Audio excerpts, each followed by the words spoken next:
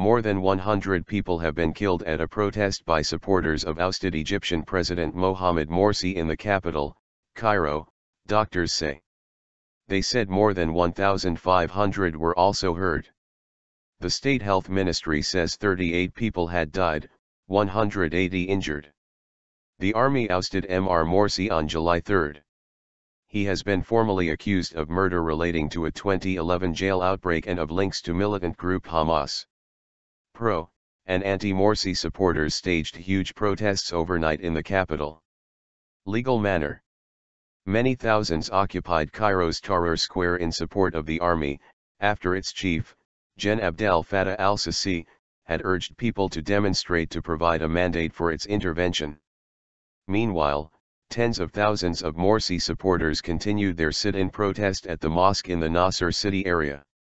On Saturday, Interior Minister Mohammed Ibrahim vowed to end the sit-in, saying local residents had complained about the encampment. He said the protest would be brought to an end soon and in a legal manner with an order from the prosecutor, although this has yet to happen. The BBC's Jim Muir in Cairo says the latest violence is the most serious since the army's intervention to remove President Morsi, but this does not appear to have been a planned campaign to clear the area around a mosque. It appears the violence began after some of the Morsi supporters tried to block a main road in the area overnight and security forces responded. The health ministry issued a lower death toll of 38, with 180 people wounded. State news agency MENA quoted a security official as saying that live fire had not been used, only tear gas. The official said security forces had been trying to stop fighting between rival sides and that 8 security personnel had been injured. But Muslim Brotherhood spokesman Jihad el-Haddad told Reuters news agency, "They are not shooting to wound, they are shooting to kill." Our correspondent says medics at the hospital believed about 70% of the casualties were caused by live fire, with many of the victims hit in the chest or head by snipers firing from rooftops.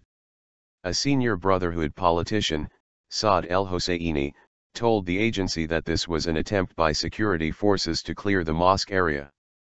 "I have been trying to make the youth withdraw for 5 hours. I can't. They are saying they have paid with their blood and they do not want to retreat," he said. Our correspondent says Morsi supporters are furious about the role the military is taking, and in particular al-Sisi, who they say is killing Egyptians. Egypt's pro-Muslim Brotherhood TV station, RR25, quoted the coalition that supports Mr Morsi, the National Coalition for Supporting Legitimacy, as saying it held al-Sisi responsible for the deaths at the mosque protest. There has also been violence in Egypt's second city of Alexandria, where at least 10 people have been killed in clashes between rival factions. European Union Foreign Policy Chief Catherine Ashton said she deeply deplored the latest deaths in Egypt. A spokeswoman said Baroness Ashton called on all actors to refrain from violence and to respect the principles of peaceful protest.